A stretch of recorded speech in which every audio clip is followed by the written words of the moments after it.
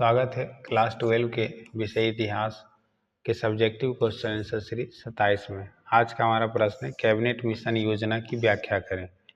बहुत ही important question है। Cabinet mission योजना 1946 में ब्रिटिश सरकार द्वारा भारत में सत्ता हस्तांतरण की प्रक्रिया को सुचारू रूप से लागू करने के उद्देश्य से लाई गई थी। तो आपसे एक ऑब्जेक्टिव प्रश्न पूछता है कि कैबिनेट मिशन भारत कब आया? 1946 में। इस मिशन में ब्रिटिश कैबिनेट के 3 सदस्य थे। एक थे Lord Pethick Lawrence, A B Alexander और सर रशफोर्ड क्रिप्स शामिल थे। कैबिनेट मिशन का उद्देश्य भारत को स्वतंत्रता देने के लिए एक ऐसी योजना बनाया था जो विभिन्न धार्मिक और राजनीतिक गुटों के हितों को रक्षा कर सके। अगर इसके हम लोग कैबिनेट मिशन के उद्देश्य की बात करें तो संवैधानिक समाधान बताता। मिशन का मुख्य उद्देश्य भारत में एक संघीय सरकार की स्थापना करना था, जिसमें सभी राजनीतिक दल, खासकर भारतीय राष्ट्रीय कांग्रेस और मुस्लिम लीग दोनों का सहयोग मिला। अगला है सत्ता हस्तांतरण की प्रक्रिया। सत्ता हस्तांतरण के लिए एक ऐसी योजना बनाना जो भारत में अलग अलग विचारधाराओं के बावजूद संघीय ढांचा सत्ता साझा कर सके। अगला है संविधान सभा का गठन। संविधान सभा के गठन के लिए दिशा निर्देश देना ताकि भारत का संविधान बनाया जा सके जो भविष्य के लोकतांत्रिक सरकार का आधार बने। अगला है हमारा कैबिनेट मिशन योजना के मुख्य प्रावधान।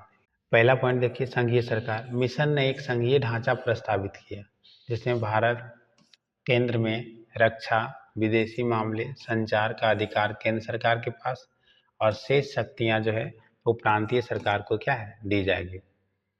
संघीय और प्रांतीय समूह की बात करें तो भारतीय राज्य में प्रांतों को 3 समूह में विभाजित किया गया था उस समय। एक group A, group B, group C. Group A की बात करें तो हिंदू बहुल प्रांत जैसे मद्रास, मुंबई, बिहार, उड़ीसा और संयुक्त प्रांत।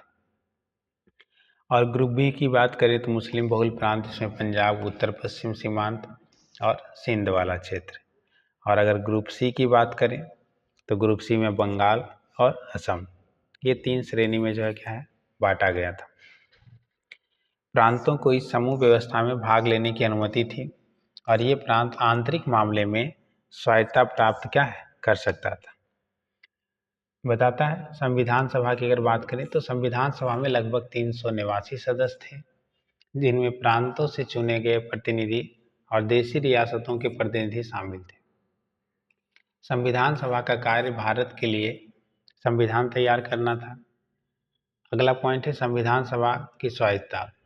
संविधान सभा को इस बात की स्वतंत्रता दी गई कि वह चाहे तो संघीय ढांचा को बनाए रखे या नहीं, और उसे अपनी संरचना तय करने का अधिकार दिया। अगला है अंतरिम सरकार। संविधान सभा के गठन से पहले एक अंतरिम सरकार का गठन किया जाना था, जिसमें कांग्रेस और मुस्लिम लीग के सदस्य शामिल किए गए थे। अगला है हमारा योजनाओं का असफलता के कारण मुस्लिम लीग की मांग। मुस्लिम लीग ने अलग पाकिस्तान की मांग उठाई, जबकि कैबिनेट मिशन योजना ने भारत को एक संघीय ढांचा में रखा था जो विभाजन की अनुमति नहीं देता था। अगला है कांग्रेस की आपत्ति। कांग्रेस प्रांतों को पूर्ण स्वायत्तता समूह व्यवस्था से सहमत नहीं थी, क्योंकि उसे एक संयुक्त भारत में प्रांतों की एकता के खिलाफ माना गया था। अगला है गंभीर मतभेद। कांग्रेस और मुस्लिम लीग के बीच गंभीर वैचारिक मतभेद और सत्ता में हिस्सेदारी के सवालों पर असहमति थी, जिससे यह योजना विफल हो गई। निष्कर्ष की अगर बात करें तो कैबिनेट मिशन योजना ने भारत की स्वतंत्रता की दिशा में एक महत्वपूर्ण कदम उठाया। हालांकि यह योजना सफल नहीं हो सकी, लेकिन इसने संविधान सभा के गठन का मार्ग प्रशस्त किया, जिसने बाद में स्वतंत्र भारत का संविधान तैयार किया। उम्मीद करते हैं आपको वीडियो अच्छा लगा होगा। अच्छा लगा तो अपने दोस्तों भी शेयर करें। धन्यवाद।